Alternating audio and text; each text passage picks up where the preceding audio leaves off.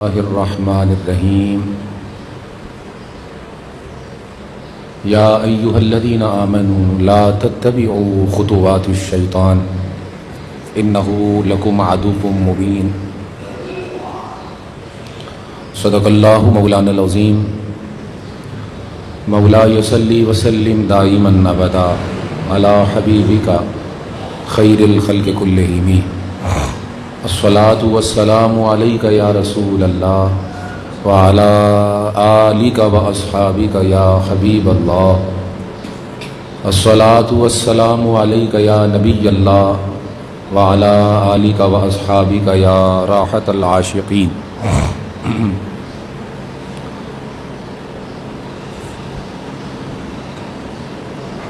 اللہ تعالیٰ کا طریقہ بندوں کو اپنی طرف بلانے کے لیے محبت کا ہے، شفقت کا ہے، نرمی کا ہے، پیار کا ہے۔ بندوں کو وہ ڈراتا بھی ہے، بندوں کو بشارتیں بھی دیتا ہے، بندوں کو پالتا ہے، آزماتا ہے۔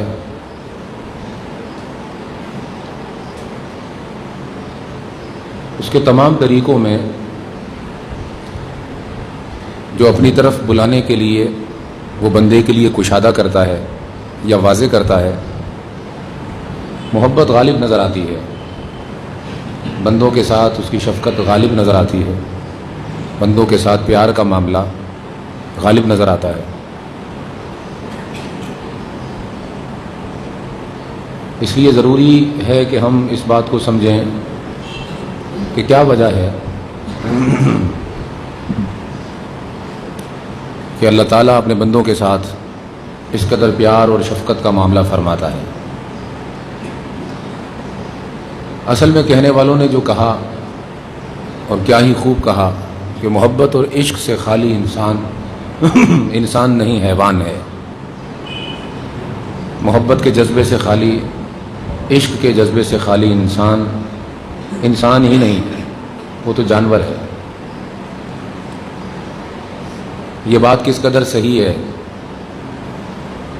کہ انسانی جذبے میں جو محبت کا جذبہ ہے، پیار کا جذبہ ہے، وہ تمام جذبوں سے اعلیٰ ہے، افضل ہے، پاکیزہ ہے۔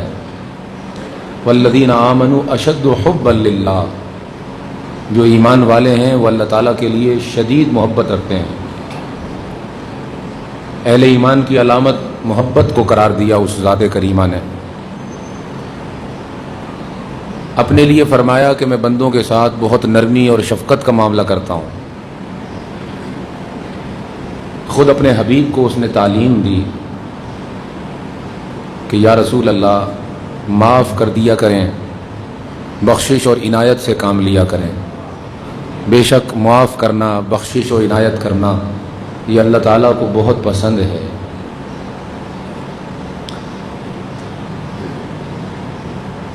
کوئی بندہ آپ نے ایسا نہیں دیکھا ہوگا جو اپنے آپ کو نگاہ محبت سے نہ دیکھتا ہو۔ ہر شخص اپنے آپ کو نگاہ محبت سے دیکھتا ہے۔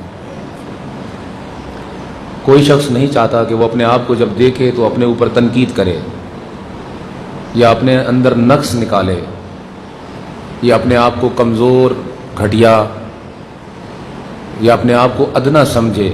نہیں، کوئی بھی شخص جب خود بینی کرتا ہے تو اپنے آپ کو پہلے محبت کی نگاہ سے دیکھتا ہے، پھر اپنے آپ کو وہ مکمل تصور کرتا ہے، پھر اپنے آپ کو وہ ہر نقص اور عیب سے پاک بھی سمجھتا ہے۔ کوئی شخص خود کو ناقص ماننے کو تیار نہیں اور کوئی شخص خود کو محبت نہ دینے کے لیے تیار نہیں۔ یہ بات کہاں سے آتی ہے فطرت کے اندر؟ یہ بات اسی نے رکھی ہے جس نے ہمیں پیدا فرمایا ہے۔ فرق اتنا ہے کہ خود بینی کا جو مرحلہ ہے کبھی تو خدا بینی میں تبدیل ہو جائے۔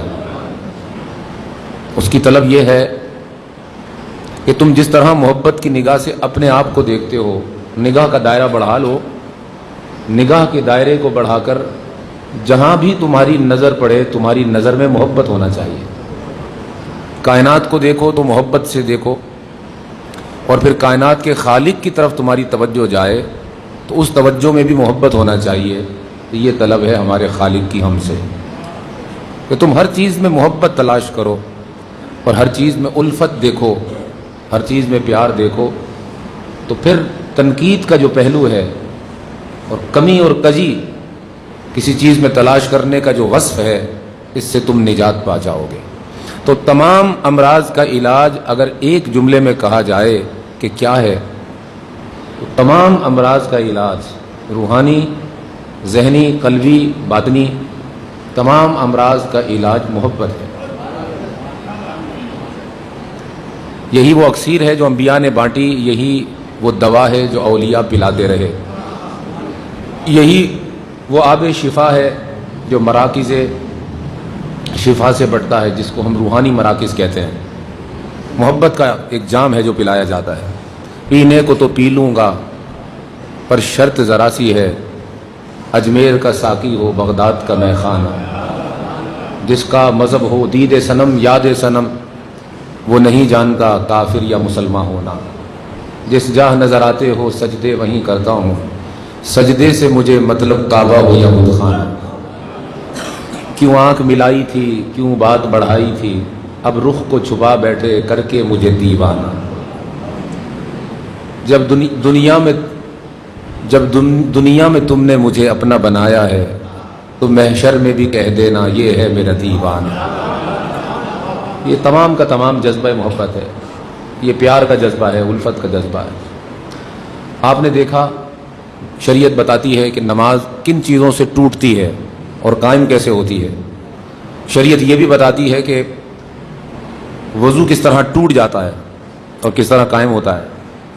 شریعت یہ بھی بتاتی ہے کہ روزہ کیسے ٹوٹتا ہے اور روزہ قائم کیسے رہتا ہے۔ تو اعمال کا ٹوٹنا اور جڑنا یہ شریعت بتاتی ہے۔ لیکن محبت والے ایک اور ہی بات کہتے ہیں، وہ کہتے ہیں کبھی تو غور کرنا چاہیے کہ ایمان کیسے ٹوٹ جاتا ہے، ایمان کو فاسد کرنے والی کیا چیزیں ہیں۔ اگر وضو نہ ہو تو نماز نہیں ہوتی، تو کیا بغیر ایمان کے وضو ہو جاتا ہے؟ کیا بغیر ایمان کے عمل کا تقاضا کیا جاتا ہے؟ اعمال بعد میں ہیں، ایمان پہلے ہے۔ تو محبت والوں کی جو فکر ہے وہ یہ ہوتی ہے کہ کہیں ہمارا ایمان تو باطل نہیں ہو گیا، کہیں ہم دائرہ ایمان سے تو باہر نہیں نکل گئے، کہیں ہمارا ایمان تو فاسد نہیں ہو گیا۔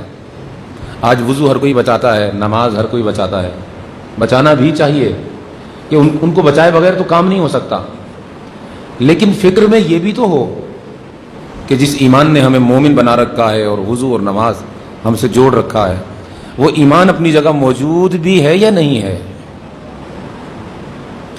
ایمان کو فاسد کرتی ہے اور ایمان کو باطل کرتی ہے ایک بیماری جس کا نام حسد ہے۔